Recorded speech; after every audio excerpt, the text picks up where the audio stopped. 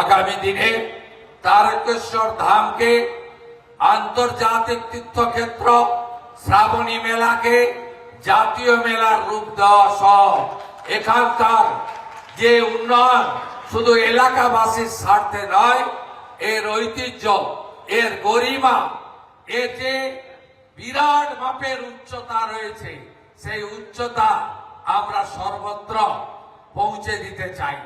তাতে আস্থা পূরণের জন্য মানুষ আসবে এবং ধর্মীয় পর্যটনের ক্ষেত্রে আমরা বাইরের রাজ্যে বা বিদেশি পর্যটকদেরও পাবো। এই আস্থার কেন্দ্র সেজে উঠবে।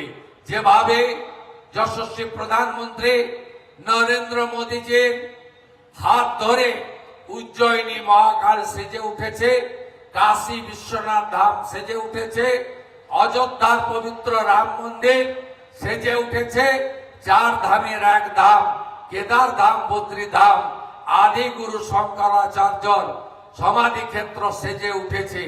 যেভাবে পুরী ধাম সেজে উঠছে, একইভাবে আগামী দিনে তারকেশ্বর ধাম সেজে উঠবে।